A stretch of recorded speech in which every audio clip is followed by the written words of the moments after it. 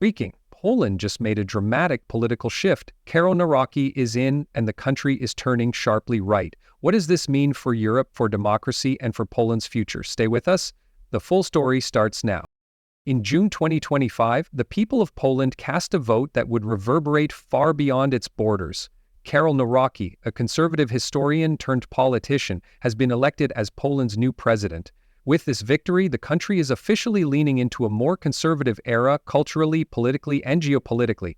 This isn't just another election, it's a tipping point, a moment where Poland's internal struggles, national identity, and historical memory collided, and the people chose tradition over transformation.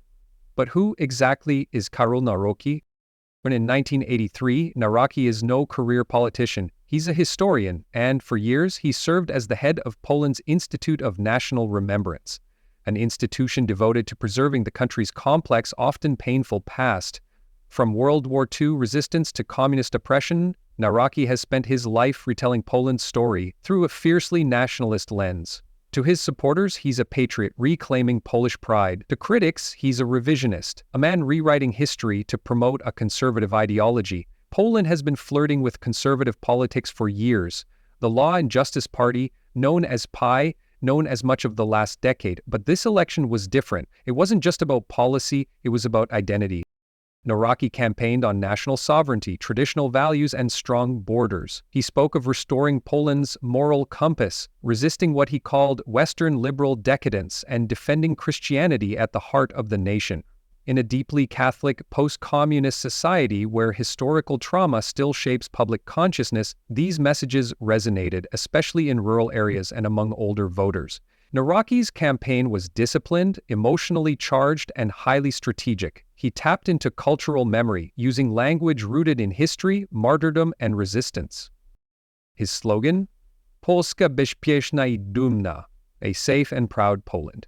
He rallied veterans, war heroes, and conservative Catholic groups. His team flooded Polish media with images of strong Polish families, historical reenactments, and scenes from sacred churches. It wasn't politics, it was a cultural revival. Meanwhile, liberal opponents struggled to unify, fractured between centrist reformers and progressive idealists. Nawrocki filled that vacuum with certainty and strength. So what changes can Poland and the world expect now? First, social policy. Expect stricter abortion laws, increased funding for Catholic schools, and potentially more limitations on LGBTQ+ rights. Second, media control. Poland has already seen growing pressure on independent outlets. Nawrocki is expected to continue this strengthening state narratives and curbing dissenting views. Third, foreign policy. Don't be surprised if Poland distances itself slightly from Brussels, challenges EU legal supremacy, and deepens ties with other conservative-led nations like Hungary and Slovakia. The European Union is watching, cautiously. Some officials fear Poland could become another Hungary, a country within the EU that rejects liberal democratic norms while accepting EU funds.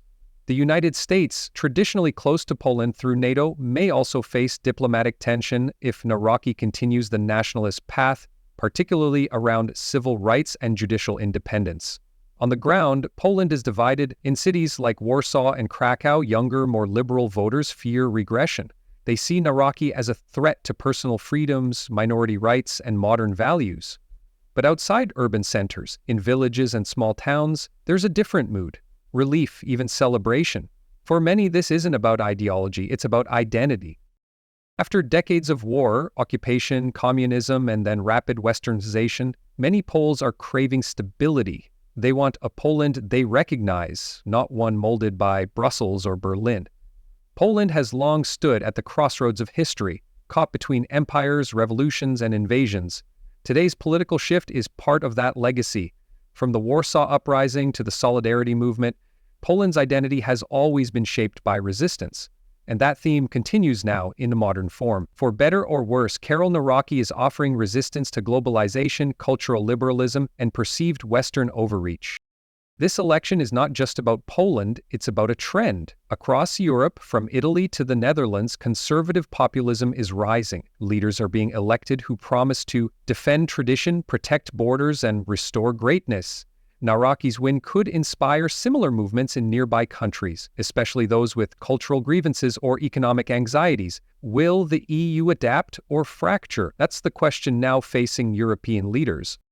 Whether you support this shift or fear it, one thing is certain: Poland has made its choice. Karol Nawrocki's presidency marks a bold new chapter not just for his country, but for the continent. What do you think this election means for Poland? Will it protect national identity or roll back progress? Drop your thoughts in the comments. If you found this video insightful, hit like, subscribe, and ring the bell so you never miss our deep dives into global politics. And don't go anywhere, our next video explores France's snap elections and the rise of the National Rally. You won't want to miss it.